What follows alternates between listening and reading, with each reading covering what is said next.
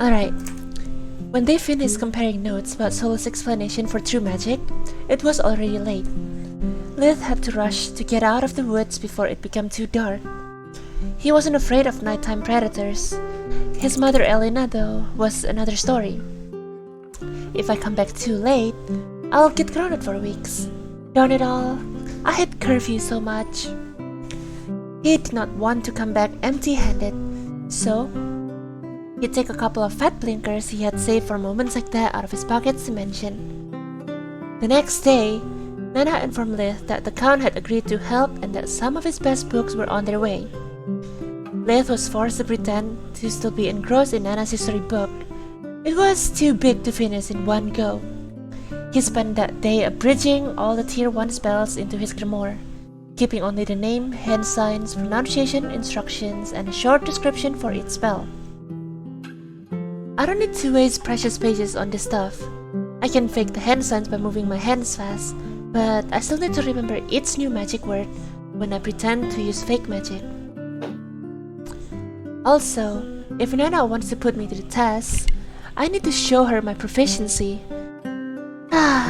All this brainless memorizing will drive me crazy. The silver lining is that by learning this stuff, I can predict an enemy's spell and counter it if it's necessary. More than once, Lith found himself wishing Solus could move his body at will. He had a much better memory and it would save him a lot of time. The only spell Lith was really eager to try was the air magic floating body. With this incantation, one could make anything or anyone float in mid-air, as long as whatever it was weighed less than 100 kilograms. It had many uses, like breaking a free fall, moving a severely injured patient without bumps, or moving without leaving traces and making noises.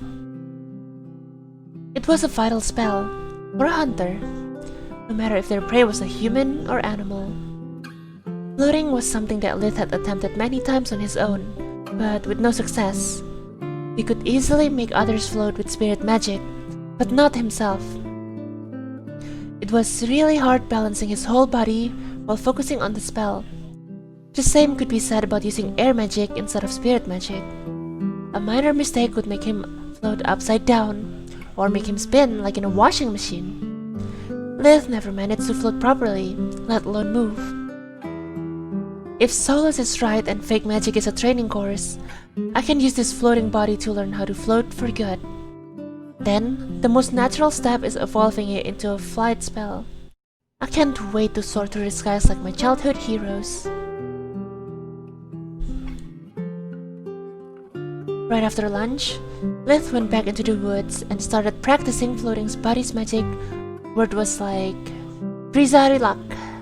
So, he had no problems with pronunciation. The hand signs, instead, were quite complicated. Having learned from his mistakes, Lith first made sure he had got the magic word right before moving on to the hand signs. He took it slow and easy. He didn't need to learn how to fast cast it. He only needed a spell to learn how to distribute the energy. After only a few tries, Lith managed to cast the floating body properly. It was an odd feeling, much different from what he had expected. To float, it did not require a single strong updraft, but hundreds of them at the same time, each one pushing upwards with the same force to keep the balance in check. This is much worse than I had anticipated. No wonder I always failed in the past. Now, according to the book, floating body makes me weightless, standing in place. To move, I need either external support or air chore magic. Lith conjured weak winds, moving around like a toy drone. This feels great. This spell has countless applications. I wonder why it's just a tier 1 despite being so elaborate. Because it lasts us only 1 minute, Solus reminded him while Lith was already falling to the ground. After experimenting with floating body a few times, Lith used his own mana flow to replicate the spell. Soon, it became apparent that he wouldn't be able to do it in a single afternoon. True magic, after all, was really more difficult than its fake counterpart. Angry and frustrated, Lith started grumbling non-stop. It's all so annoying, having to learn 2 kinds of magic for every damn spell. I'm telling you this, Solus, I have seriously considered using floating body instead. But if I'm stupid enough to do so, then I would be forced to learn all its upper tier versions, and who knows at what steps I actually could flight melee. This way, instead, once I get some solid foundations, everything else should come easy, or at least I hope so.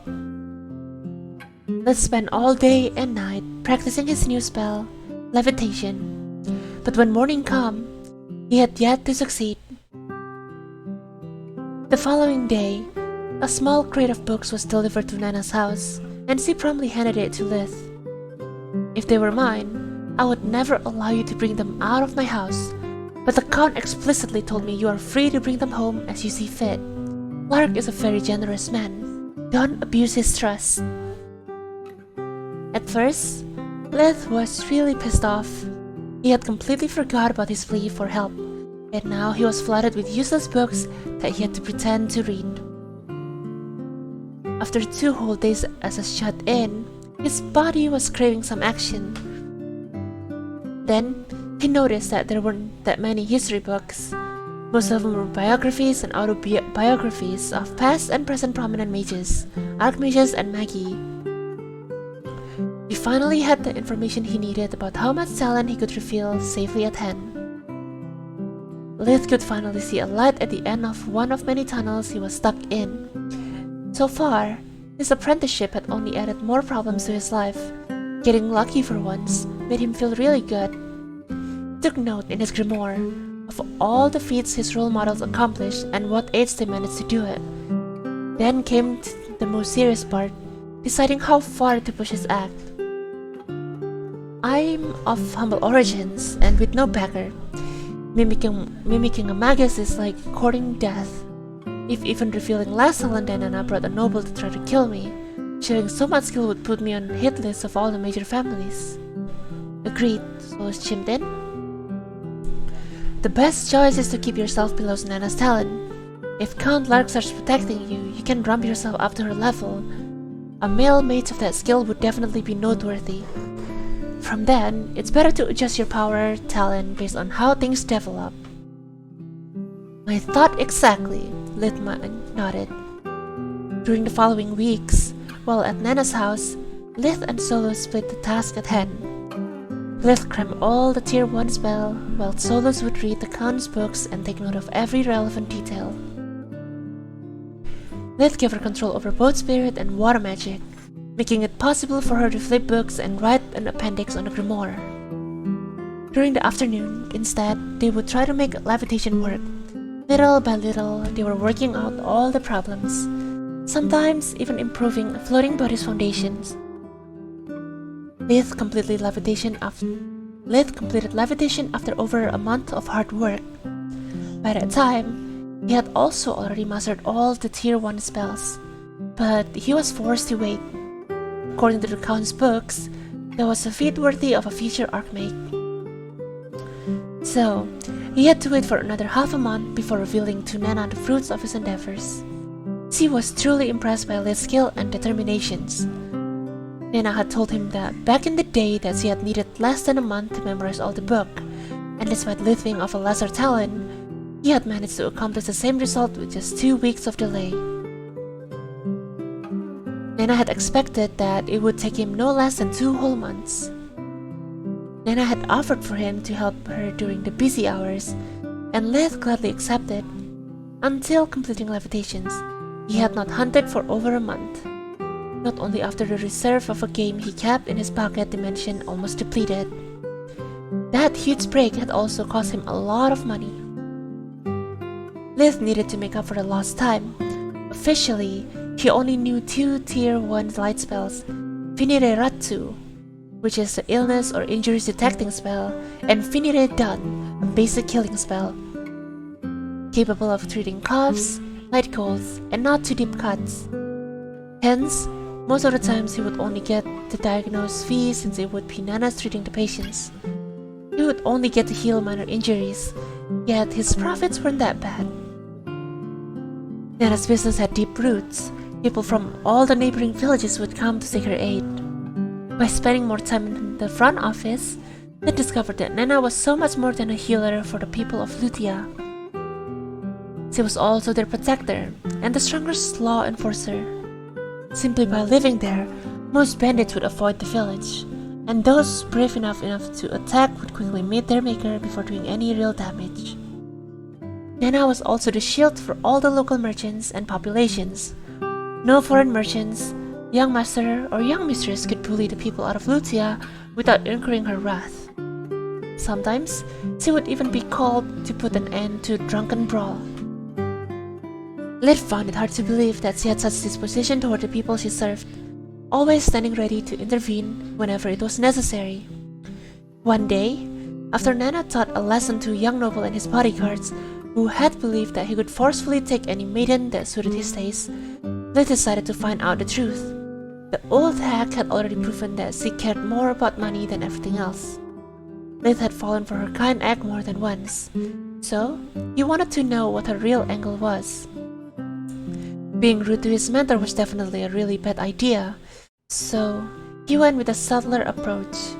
Master, I really don't know how to express my admiration for you, taking care of the safety of the village, basically all by yourself, and asking nothing in return. It's really impressive of you. Nana laughed out loud, sounding ominous like the plumber, back on Earth, that Lid had once been forced to call during a national holiday. You really are hilarious, kid. Sometimes you are so wise, I almost forget you are just 6 years old. But whenever you come out with this nonsense, you really look like a naive child. Of course, I get something in return. Have you ever wondered why my treatments are so expensive? End of chapter 25, part 2. That's quite a long chapter, actually. Yeah. They do get shorter and shorter.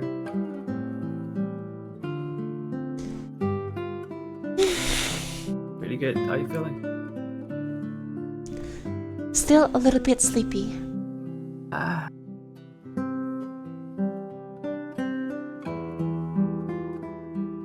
Me too. I should change the title of the stream. Practice reading for stream by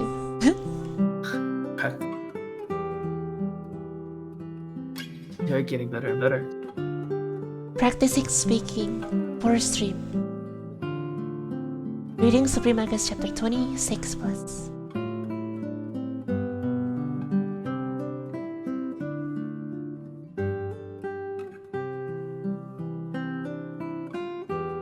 I feel like I could do so much better though. Takes time.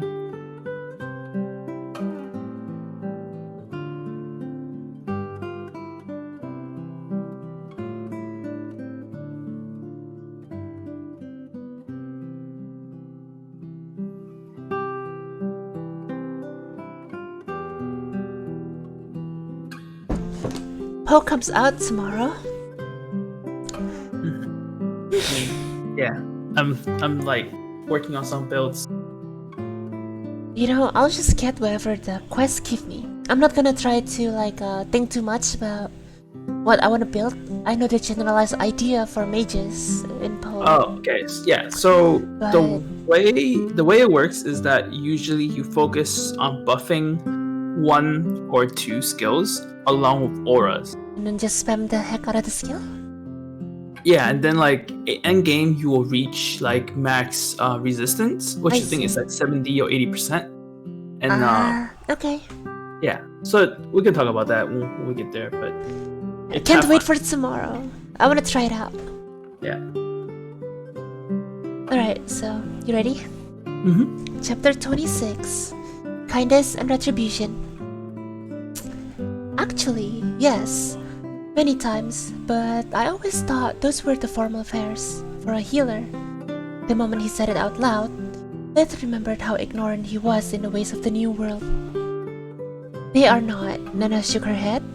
Listen, little imp. In a few years, you are going to get out of this village and face the world.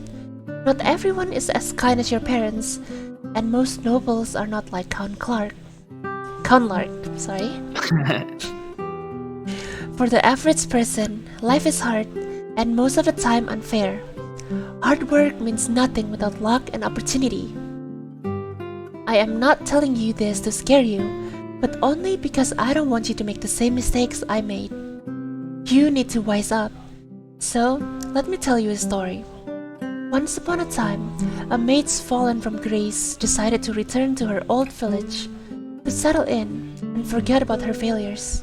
At first, people were scared of her, thinking she would abuse her power and authority to settle old feuds.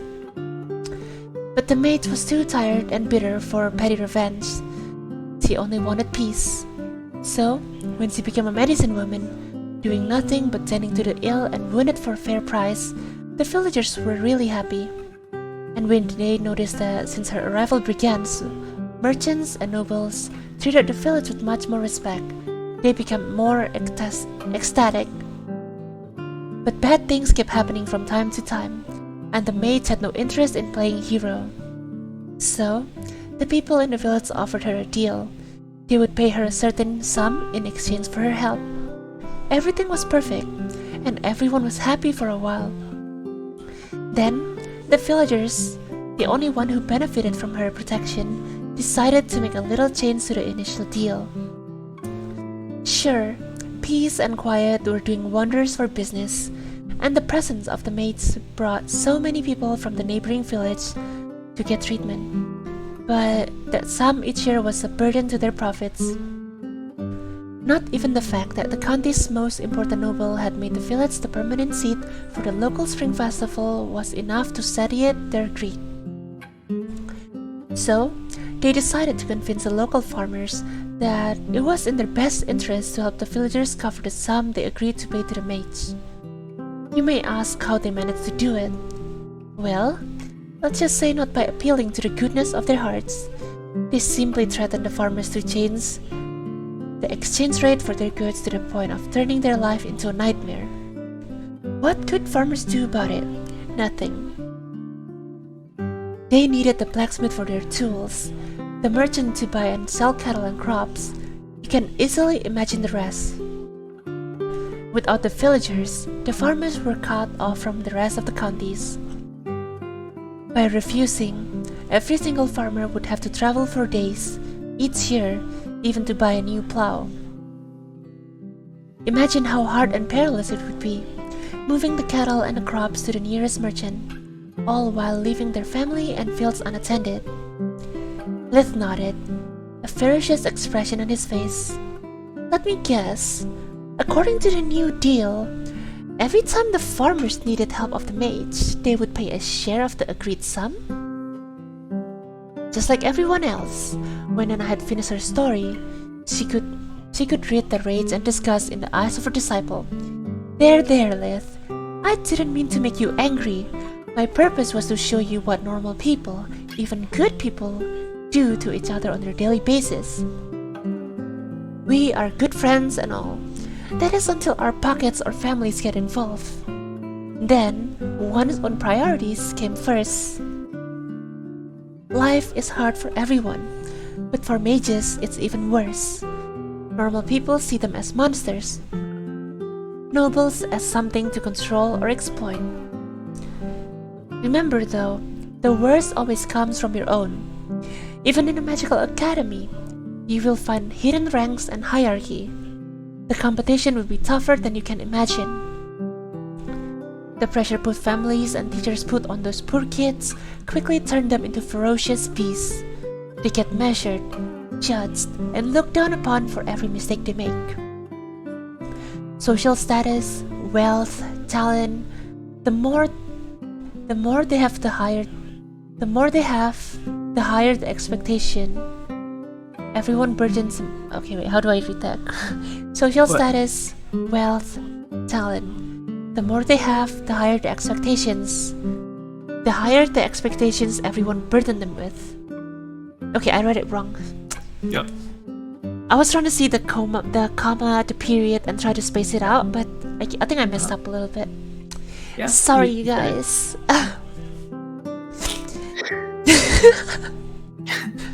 Okay, I'm a terrible reader, okay? So I'm still practicing. Lith was feeling confused. Are you saying that you want me to go easy on them? To not judge hastily? To try making friends rather than enemies?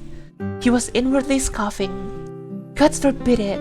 The very opposite, Nana yelled in desperation, flapping her arms like a hysterical bird. I already told you, you need to wise up. Don't fall for the first nice act someone performs. How do you think they will treat a dirty, poor country bumpkin?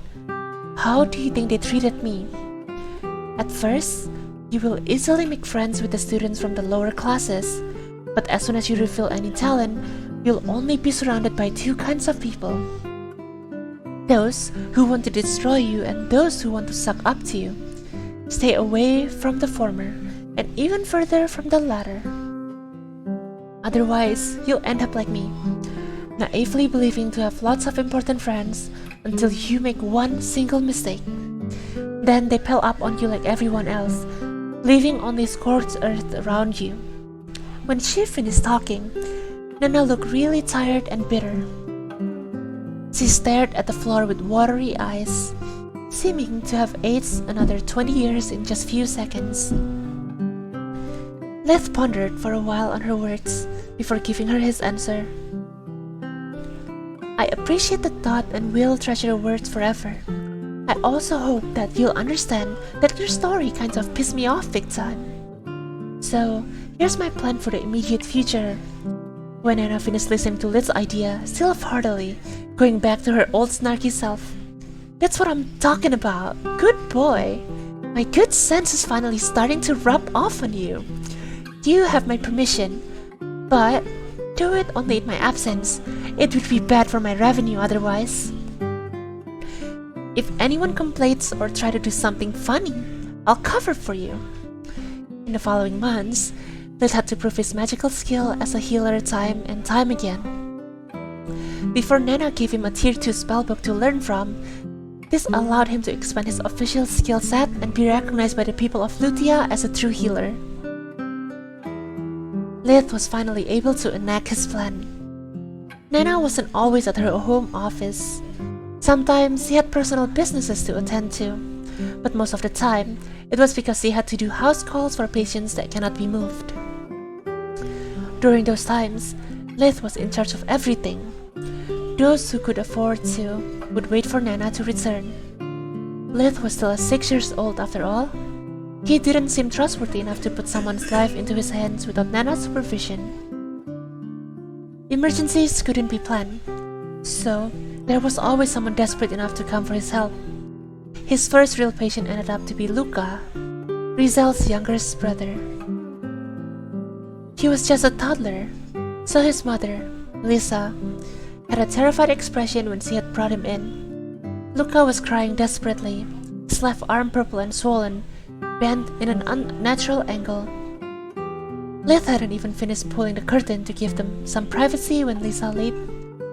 Lith hadn't even finished pulling the curtain to give them some privacy when Lisa laid Luca on the bed and started to beg for Lith's help. It's all my fault. I'm so stupid. I was cradling him in my arms while preparing lunch when he started squirming and fell. Can't you please help my baby?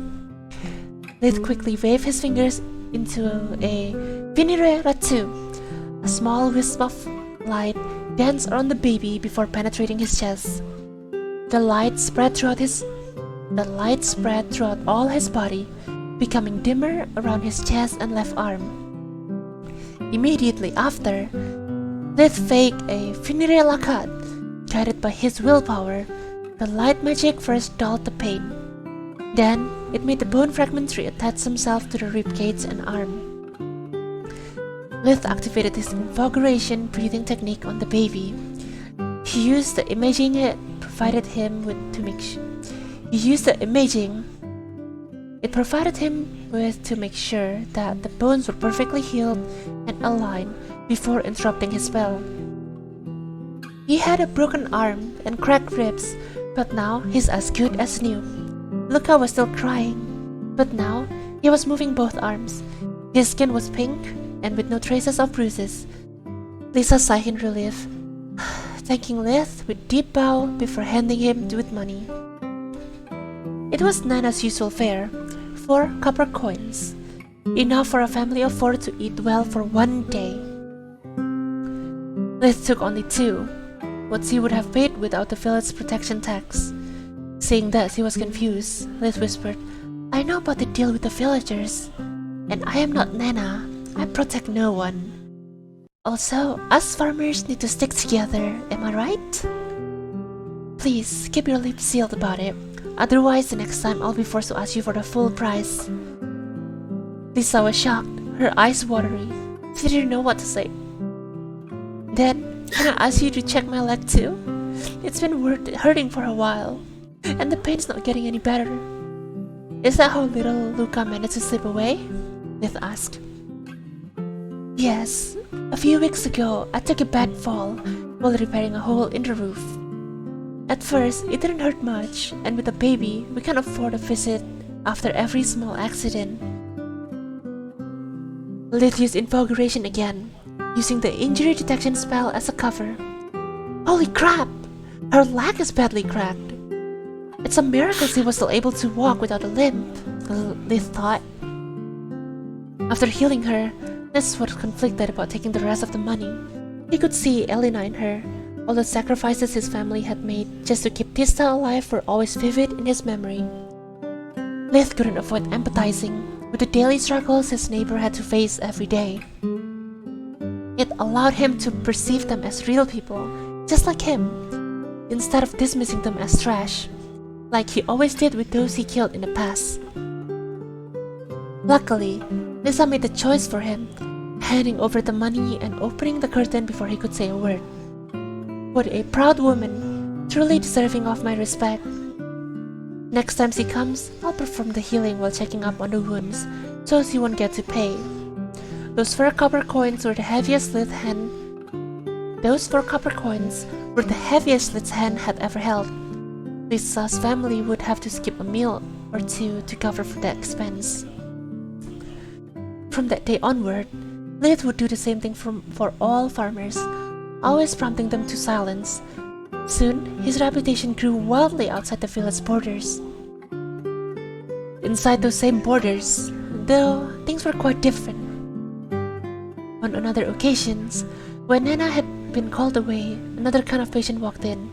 It was Rankin, the merchant and richest man in the village.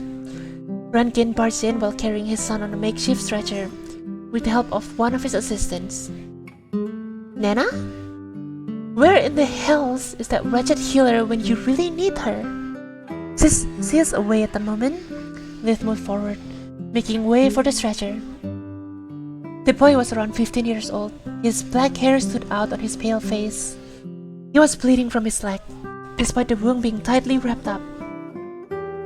"Where is she?" Rankin yelled. "The man repairing the colon bridge had an accident.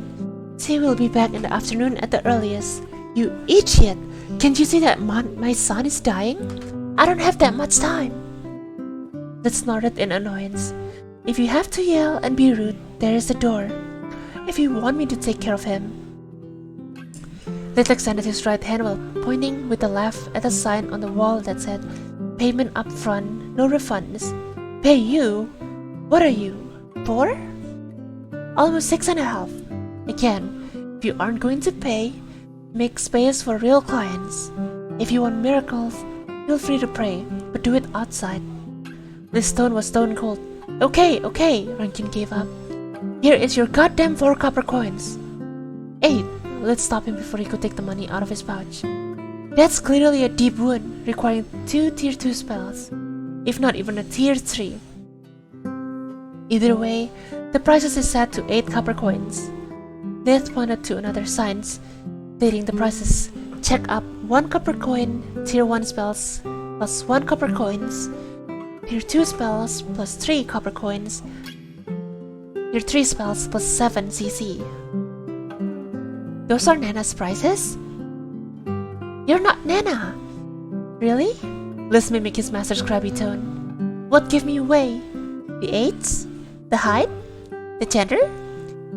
You really are perceptive, worthy of a merchant." Rankin was choking on his own anger. Such an arrogant little brat! I meant that you shouldn't ask so much. Didn't your master tell you about our agreement? Let's just pointed to the end of the second sign where no discounts ever was written in a big bright red words. Don't you have a heart? How can you ask so much? You are so young and inexperienced after all. In all his years as a merchant, Rankin was proud to have never overpaid for any product. He was determined to get discount at all costs. I could argue that I don't think you ever give discount to someone just for pointing out your age or likability. Also, which one of us is bargaining for his son's life? I doubt all the healing magic in the world would do him any good once he bleeds out. Finally remembering his beloved son Garth, Rankin finally paid the fee, letting Lith do his job. What happened? Lith asked after using Finireratsu, coupled with Invigoration, sensing a deep cut wound that missed the femoral artery by an inch. This blockhead and his idiotic best friend had the brilliant idea of practicing their swordsmanship with real swords. That's what happened. He lost a lot of blood. Lid said after perfectly healing the leg, keeping him in bed and make him eat rare meat. Later that day, when Rankin returned to complain to Nana about her disciple, she laughed hard in his face for a whole minute before shutting her door in his face. End of chapter 26. Yeah, I love Lith. That's so awesome. Oh god.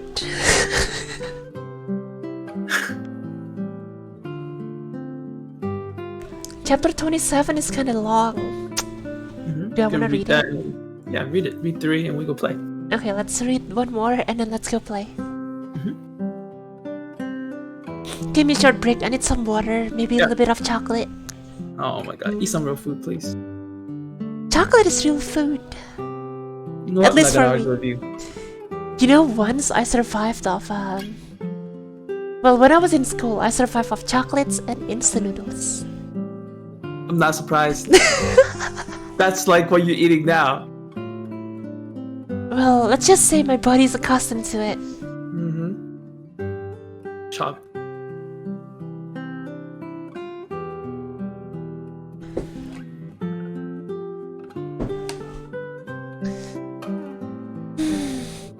I think if I pace myself, I don't need to drink as much water. Sip it so your lips is wet, so you don't get dry mouth. Yeah, I try to read a lot slower and try to space it out. I think it's a lot better than before, right? Yeah. Is there anything I could improve on that you catches? There are some slip-ups, and no, overall I think it's pretty good. Overall, it's pretty good. Yeah. If you were to grade me A, B, C, D, F, what would I get? Oh, you always get an A from me. That's so biased. I don't want to be a teacher's pet. What the fuck? You make a terrible pet. What the fuck? All you do is sleep and eat. And read. And read. And play games. And work too. Terrible pet. What the fuck? That's just rude. But I got an A apparently. Am I really terrible though? No. Exactly.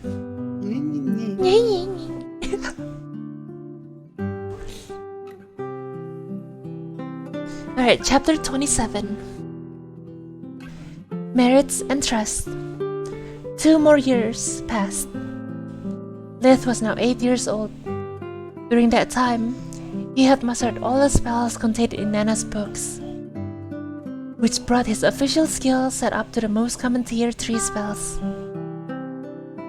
Books about superior tiers were extremely expensive, and Nana had no interest in acquiring them. She had her own grimoire after all. The books she bought over the years were mostly for display, to show her clients what they could purchase. Yet, while his skill in fake magic stagnated, Lith used those years to deepen his understanding of true magic. His grasp on its power and foundation had improved greatly. By practicing true magic every day as a healer, he had gained such a fine control on both light and darkness magic that he had finally acquired the necessary skill to permanently get rid of Tissa's congenital condition. The problem was that despite all of his efforts, his mana core was not strong enough to perform the treatment Lith had devised. During those years, he had used assimilation whenever he could, guiding his mana core through multiple cycles of expansion and compression, turning it from deep green to bright green. Unfortunately, it was still green. Lith impurities had yet to reach his mana core, and until that happened, both his mana and body would not undergo qualitative changes. He had reached a bottleneck and had no idea how to overcome it. Solus too had changed quite a lot. She was no longer limited to her pebble form and could now turn into any shape while retaining the same overall mass. That allowed Solus to take the form of a smooth stone ring that Lith wore on his right middle finger. When she asked him why a ring on the middle finger, Lith replied with an odd short poem related to a green ring power. It was something related to his childhood, of which he was really fond of. Along with some of her power, Solus had also regained a new function, something that Lith called Soluspedia. It was another pocket dimension, but specifically crafted for books, maps, and all means to store knowledge. All the books that Lith stored in Soluspedia, he could consult with. But a thought. For example, by storing his grimoire, he didn't need to memorize the magic words and hand signs for fake magic spells he had learned. Lith still had to practice the hand signs and pronunciations, but he only had to think about what he needed and he would recall everything down to the smallest detail. The same applied for maps, herbs, and bestiaries. Lith had given almost everything he had earned as a healer to his family, allowing them to have much easier life and accumulate a decent dowry for Rena and Tista. Whatever he kept for himself, he would use to buy the most detailed compendiums he could find. Hold on. Whatever he kept for himself, he would use to buy the most detailed compendiums he could find about the most useful topics like law, court etiquette, and even vocabulary book. As long as they were in Soluspedia, Lith knew them inside and out. What made him inwardly gloat was the fact that he could buy even those items that were almost falling apart. That wasn't a problem for him. Just like for the pocket dimension, they would be frozen in time, and hence potentially last forever. After his 8th winter ended, Lith received a call from Count Lark's on Nana's communication amulet. The event took him by surprise. The Count had never contacted him before. Having had plenty of video calls and job interviews on Discord and his go back on Earth, he was familiar with that kind of meeting. Lith bowed deeply as a salute while cupping his fist.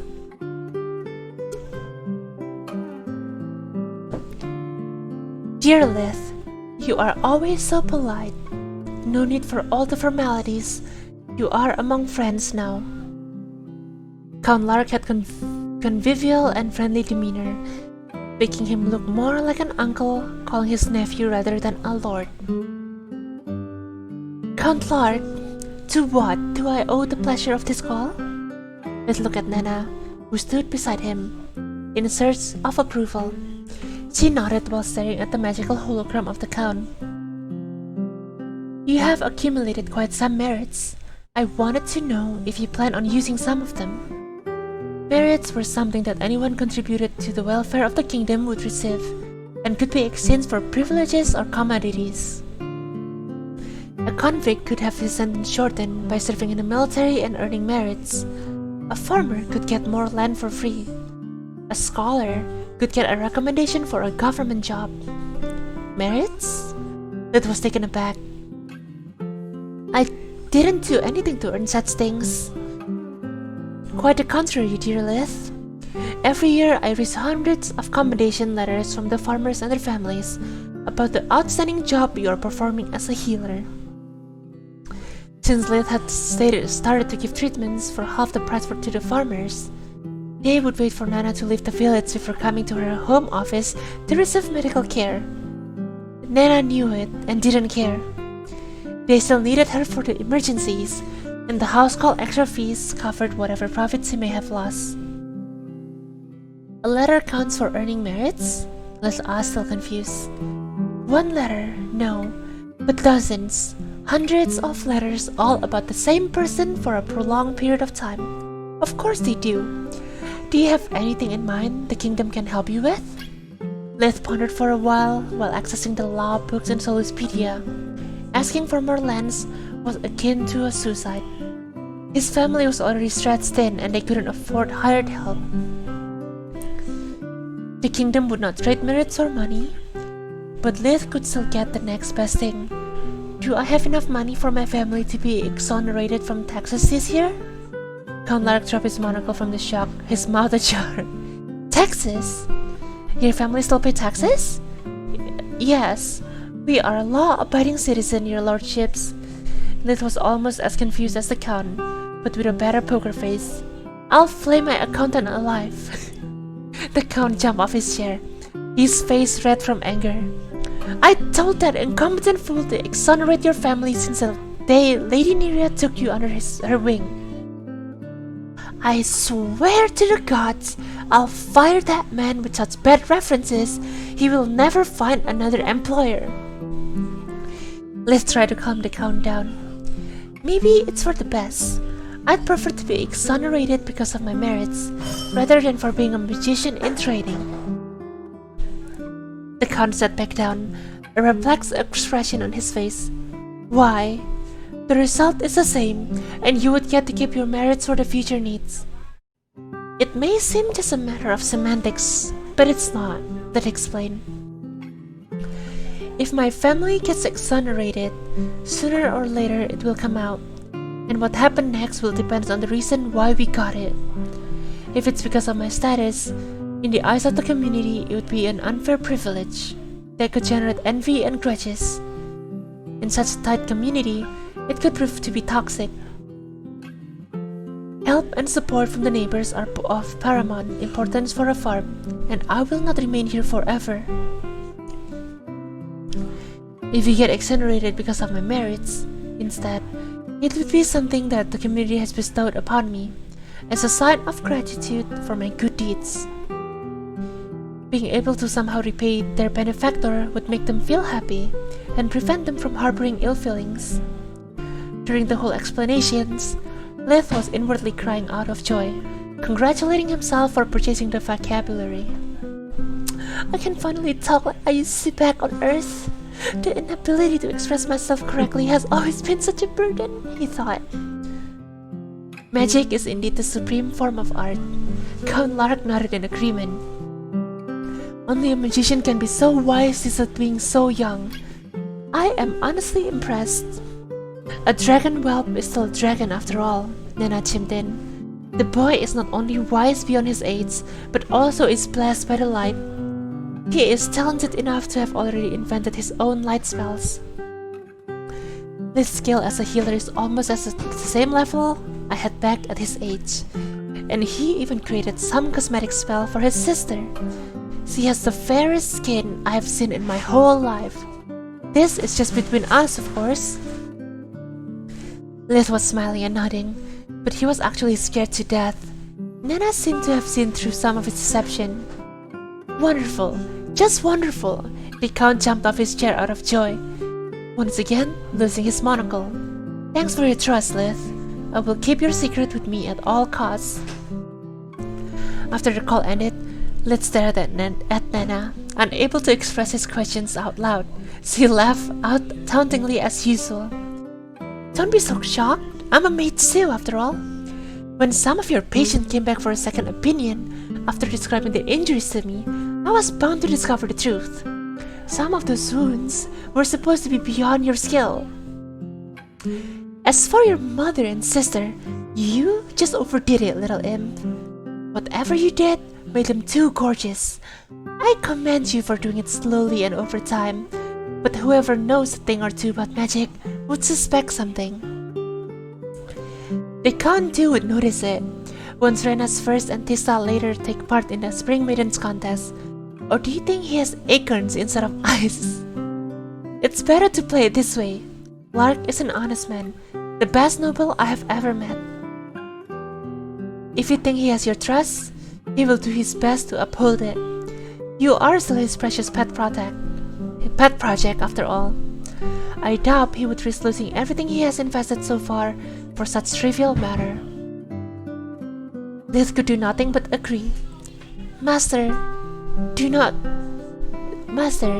do not trust anyone, do ya? Nana snorted. I barely trust myself. Besides, I am the only one who always fought for my best interests. Lith bowed deeply, his fist cupped. Master, your disciple thanks you for your guidance and help. I will take your words to heart. In the following days, Lith couldn't stop blaming himself for making such stupid mistakes. Damn it! Always so full of myself. I need to stop thinking I am always the smartest in the room. I can't keep screwing up on the small details. In the long run, it could prove to be fatal. Having such bitter and cynic master is a blessing in disguise. We are basically two peas in a pod. She still suspects nothing, and I have to keep it that way. Having her by my side can help me grow as a mate and protect me from my own stupidity at the same time. Aside from that, Let's family got exonerated from the annual taxes thanks to his merits, as he had predicted.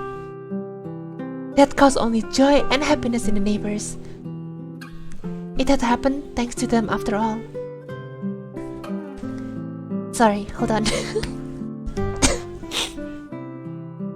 Alright, let me repeat that paragraph. Aside from that, Let's family got exonerated from the annual taxes thanks to his merits. As he had predicted, that caused only joy and happiness in the neighbors. It had happened thanks to them after all. It was a slow day at Nana's house office when a pair of hunters barged in. Each carried another blood-soaked hunter on their shoulder. "A magical beast!" the first hunter shouted. "A magical beast is rampaging through the Tron woods. Please, you have to save my men. That monster almost ripped them apart." End of chapter 27. Nice. I don't know if I wanted to end at chapter 27. It's gotten so good. Alright, one more. One more. Oh, one more. That's how it goes. Alright, one more chapter before we play games. Okay. Alright, one more chapters. It's getting so good. I think by reading it a lot slower, I actually get to understand and picture it in my head too. It's so amazing. You're also doing voices. I get to do that because I read slower, I guess. Yeah.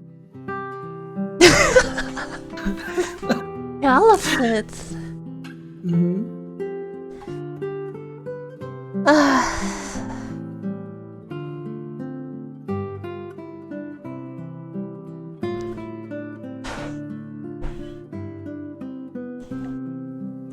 Alright, let me keep. After reading a lot, I start to feel like I want to yawn and my throat feels a little dry, so give me a little break. Alright, yeah. I do need break after every chapters.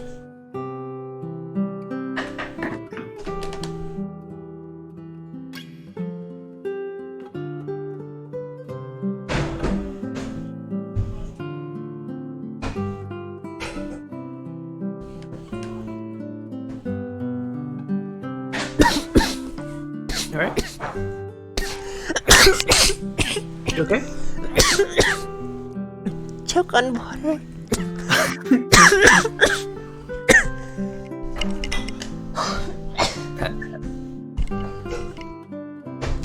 Sorry, hold on. Wrong pipe. Yeah.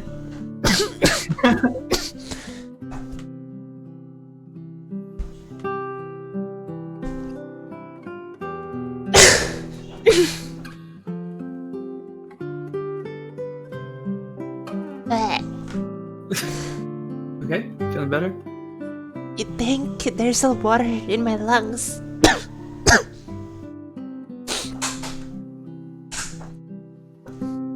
I feel like dying. Oh no, not yet.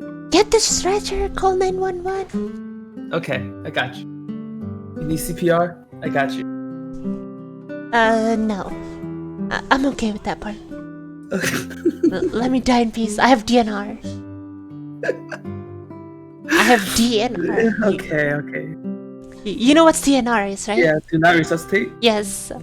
You better not CPR me unless you want to go to jail. No, I'll go to jail. Worf. What do you mean? It's not worth. Worf. Life sentence. Death sentence.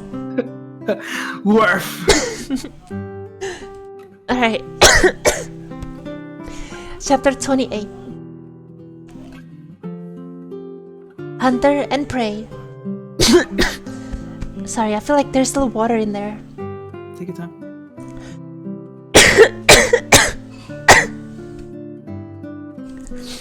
Alright, chapter 28. Hunter and Prey. The people in the waiting room made space for the hunters, while Nena and Lith quickly dismissed their previous patients, leaving the beds free for the wounded men. They were so desperate that no one complained about Lith's age or diminutive stature. Before either of the two hunters could say anything, both healers spoke as one. Close the curtains and let me do my job. They perform Finire Ratsu. But rather than using it to find the cause of the affliction, which laid bare in front of their eyes, it was meant to check if there was any hope of saving them. Lith didn't even have the time to activate invigoration. Before noticing that the woman was already dead, he tried nonetheless. But there was no mana flow to manipulate, no life force to enhance with light magic. I am sorry, Lith said, closing the dead woman's eyes. She was already dead before you got here. Before he could continue with his bedside manners to him, Nena yelled, "Get here, quick! We can still save this one if we work together!" Lith rushed to the other bed, positioning himself at the man's feet, while Nena moved behind the head. They both needed space to operate at their best. Nena was right. Invigoration could still feel a mana flow, despite it being weak. The hunter's wounds were very deep. Lith doubted that fake magic could help him. Fake healing magic would spread to the whole body before focusing on the injury, and that caused it to need a few seconds to take effect.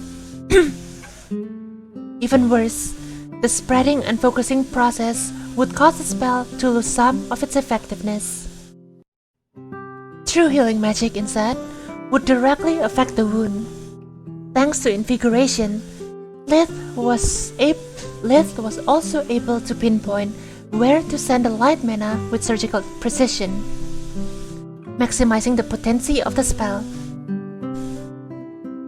Nena's specialty is not light magic after all. If she called me, it means that she hopes my personal spells can save this man, he thought. For a moment, Lith hesitated. He would have loved to have the time to ponder about the risk-reward ratio of that scenario. He couldn't care less about the life of a stranger. He was much more scared of exposing his secrets, losing everything in the process. Screw it, sooner or later I'll have to reveal my spells. I want to believe in Nena and give all this blessed by the light crap a go. Play scared, die scared. Let's perform a quick hand sign, mixed with ninja hand seals he remembered from an old movie. He had prepared that choreography since the last conversation with Count Lark. Venire Escla! The light magic flowed straight through the hunter's blood vessels, repairing them and stopping the blood loss. With Nana keeping his condition stable, Lith was able to bring the hunter to the point where fake magic could save him. After that, he had to lean against the wall and slide down to the ground. Lith was exhausted. He had never attempted something that requires so much focus and mana for a prolonged time. Damn my stupid green mana core! If it was already cyan, maybe I wouldn't be forced to leave halfway through the procedure, he thought. Luckily, Nana took all the credit for the success, relieving Lith from any possible questioning about his unknown spell. After taking her 40 copper coins, she warned the hunter's leader. He is alive, but barely. I don't know if he will make it or not. I can't even assure you a full recovery. His injuries were too deep. We did the best that we could. 40 copper coins? Almost a fucking half silver coin? And that's all you have to say? A bunch of if and wishful thinking? He yelled. Nana clearly understood that the man wasn't really angry with her or Lith. He just couldn't accept the loss of one, if not both of his friends. Yet, she did not care. When it came to anger, Nana was second to none. She had been the scapegoat for others' misbehaviors enough to last for a lifetime. Listen to me, young man, and listen well. I dare you to find any village that hosts not one, but 2 healers capable of casting tier 3 spells. If you want certainties, go find Krishna Mahonar, the god of healing. He lives in the White Griffin Academy, just 500 kilometers from here. Now, get out of my house before I make you. Even a grieving man knew that to further antagonize a mage whose eyes were brimming with power and whose voice generated wind was plain suicide. The 2 surviving hunters could not comply. While Nana was clearing the blood spattered around the room, Lith had managed to use the invigoration enough to recover some of his strength. So, he followed them outside. Tron Woods was too close to his house for comfort. Sir Hunter, please wait. They were already halfway toward the tavern. The hunter's leader really wanted to vent his frustration on the little pest, but he had regained enough of his cool to admit that the kid was blameless.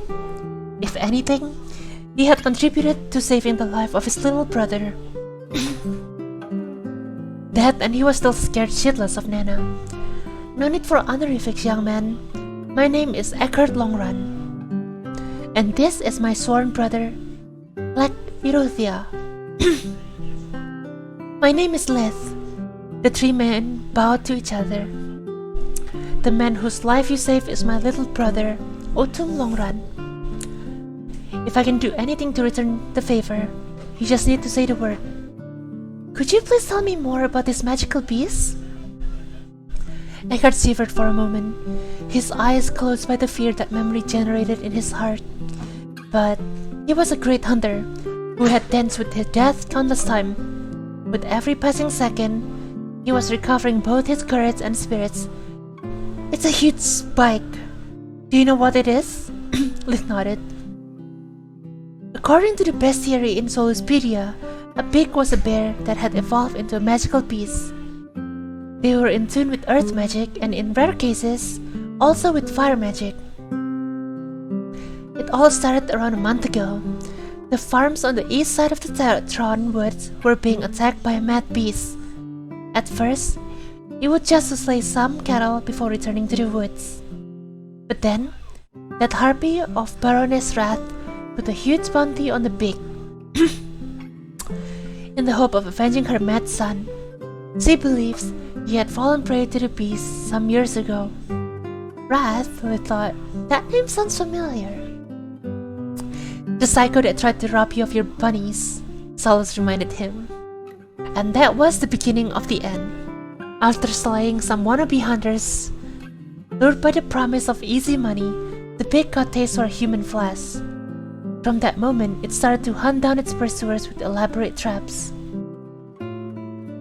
When we understood how smart the pig was, it was already too late. We managed to get away only because he was too engrossed in his last meal to chase us. Lith bowed again. Thanks. I live near the woods, and your information may have just saved my family. consider your debt settled. Before he could turn around, Eckhart grabbed his shoulder. I have been in this business long enough to recognize a fellow hunter when I see one. Listen to my advice. Don't go after it. That beast is unnatural.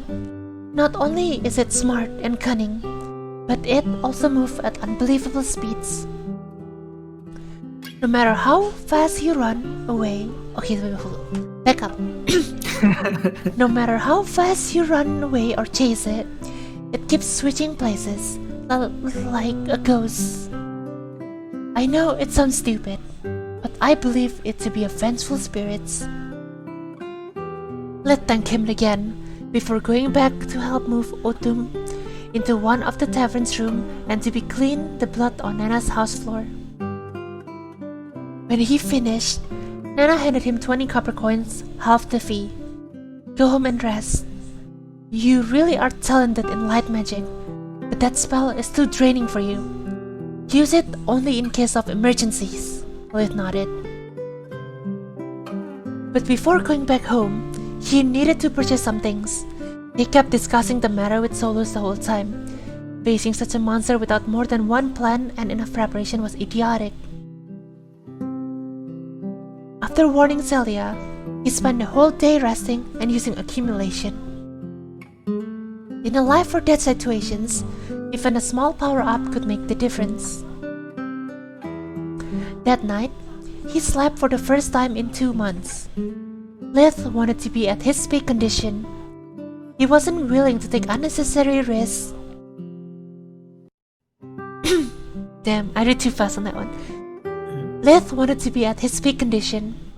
He wasn't willing to take unnecessary risk. He woke up before dawn, leaving a note for his parents. He then wore his brand new leather hunter set, with metal protectors for the forearms, shins, and heart. His last line of defense in case if everything else failed.